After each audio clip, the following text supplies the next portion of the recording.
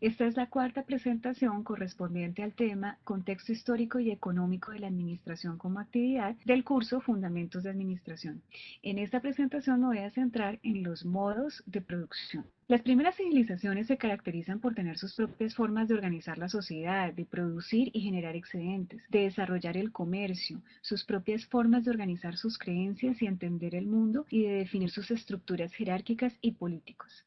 A la manera como las sociedades se organizan para generar excedentes se le denomina modos de producción. Cuando uno está tratando de abordar la historia, puede tener diferentes focos de interés. Por ejemplo, a los historiadores les interesa conocer y dar cuenta fiel de cómo sucedieron los hechos. A los sociólogos les interesa analizar la estructura y el funcionamiento de las diferentes sociedades. Pero desde las ciencias económicas, cuando se mira la historia, es de particular interés analizar los procesos de extracción de excedentes, de producción, distribución y consumo de bienes y servicios. Y centrarse en esos elementos lo lleva a una concepción particular de la historia.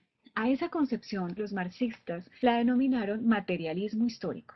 El materialismo histórico supone que la producción y el intercambio son la base del orden social, es decir, la forma como se organiza la sociedad y su estructura de clases está determinada por lo que la sociedad produce, por cómo lo produce y por la forma como realiza procesos de intercambio. Para el materialismo histórico, los cambios sociales no se deben buscar en la filosofía de la vida o en lo que pensaban los hombres, sino en la economía de esa sociedad, es decir, en el modo de producción y de intercambio. Materialismo histórico es el nombre que se le da a la propuesta de Marx y Engels sobre los métodos de investigación para comprender la historia humana. Entonces, si a uno lo que le interesa es identificar cómo se generan excedentes, tiene que identificar cómo es el proceso productivo. Habíamos dicho que excedente es lo que sobra después del consumo y que eso que sobra se acumula, ya sea para el consumo futuro o para el intercambio, es decir, para el comercio. La forma como se produce tiene un impacto muy grande sobre la sociedad, porque la sociedad se organiza en función de medios de producción y a través de redes sociales de producción. Los medios de producción son las herramientas, la fuerza de trabajo, el conocimiento técnico o tecnológico disponible.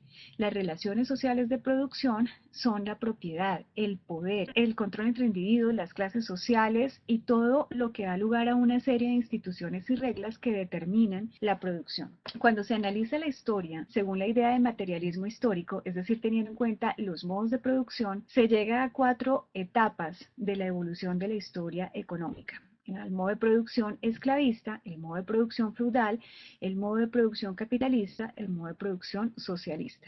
Esta es una visión que podríamos llamar caricaturesca de la historia, que es útil para entender, pero no es porque esto se haya dado de esta manera o haya seguido este orden. Al modo de producción esclavista no le sigue necesariamente el modo de producción feudal, ni al capitalista le sigue el socialista.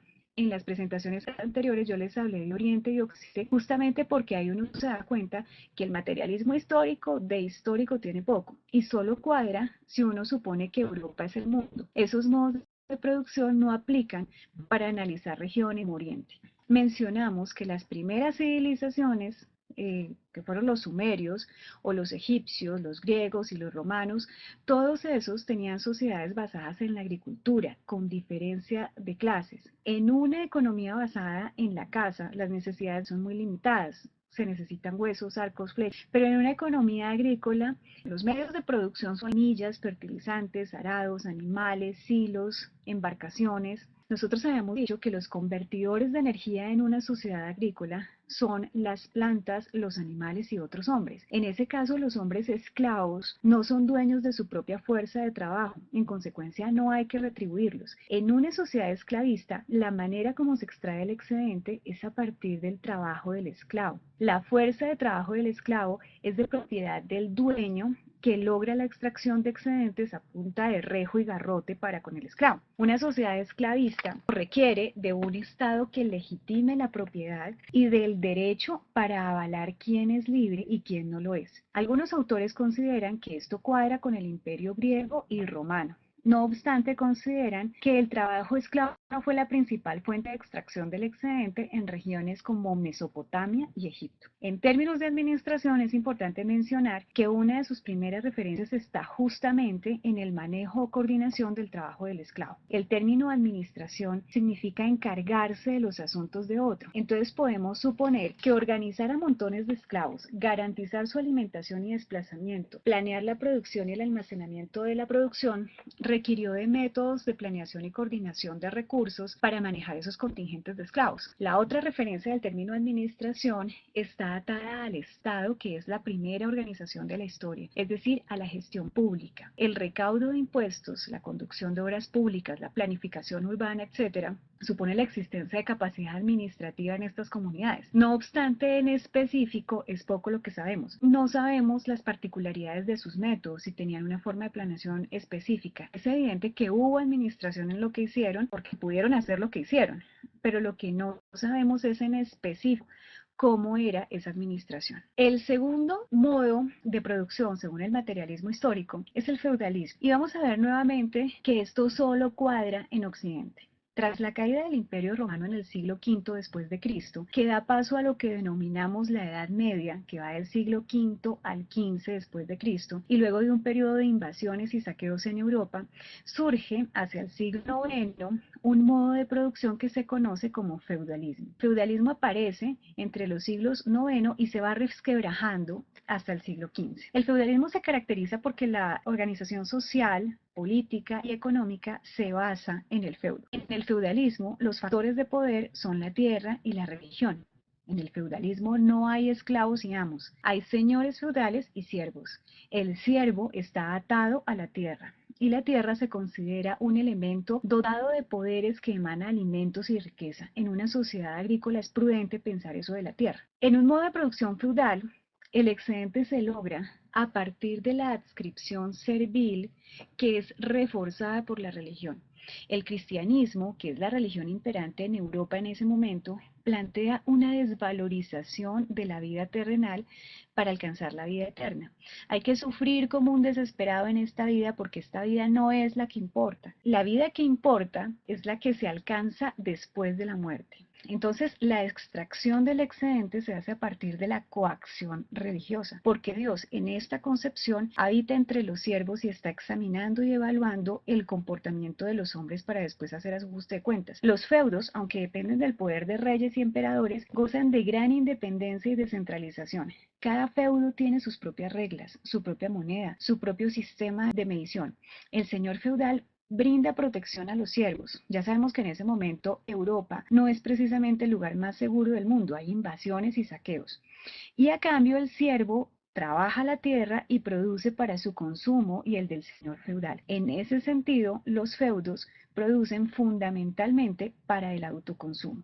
Sobre el resquebrajamiento del modo de producción feudal hay varias hipótesis. Algunos autores, como Maurice Dobb, consideran que se debió a causas internas, es decir, el siervo no aguantó más porque tenía que rentarse produciendo para lograr abastecer las exigencias de los señores feudales y dejó el feudo para huir hacia centros urbanos. Y otros autores, como Paul Sweezy, consideran que la crisis del sistema feudal se debió a causas externas. El auge del comercio hizo que resultara mejor para el feudo comprar productos a los comerciantes que fabricarlos al interior del feudo, que además tenía unos medios de producción bastante precarios. Y de otro lado, los centros urbanos, con los comerciantes a la cabeza, empiezan a desarrollar nuevas formas de comercio que atraen a los siervos, formas de producción con relaciones capitalistas. En todo este proceso, el comerciante aparece como una especie de héroe, una figura revolucionaria. Es un individuo que se atreve a ir encaravanado de feudo en feudo, intercambiando productos. Adquiere lo que le llama la atención que producen los siervos en sus feudos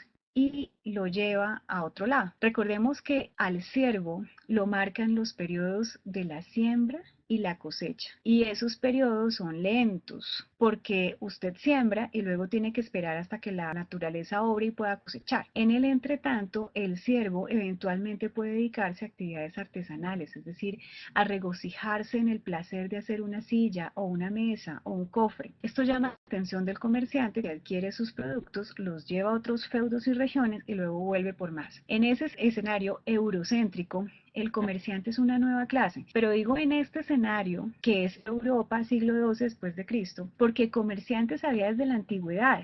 En Oriente, mientras esto estaba pasando en Europa, en Oriente el comercio ya estaba desarrollado. Pero bien, en este mundo feudal, el comerciante tiene poder económico, lo que no tiene es rango y abolengo, pero eso se resuelve fácil con matrimonios, porque el comerciante endeudó a la nobleza hasta las orejas y con matrimonios logró eventualmente mejorar su estatus. El comerciante tiene una concepción de tiempo y espacio distintas. Al comerciante no le sirve que Dios funde y habite. El comerciante tiene que sacar a Dios de las actividades cotidianas porque si no, ¿cómo hace? La acción del comerciante aporta en algo a la crisis del sistema feudal, que como habíamos mencionado, logra la extracción del excedente a partir de la coacción religiosa. También recordemos que el feudalismo se da en Europa, pero no sucede en otras partes, y mientras Europa está en una etapa feudal, Oriente está floreciendo. Es por eso que el materialismo histórico en este aspecto tampoco aplica de manera general. Entonces miremos que el desarrollo del comercio resquebra el sistema de producción feudal y lo va llevando hacia un modo de producción capitalista.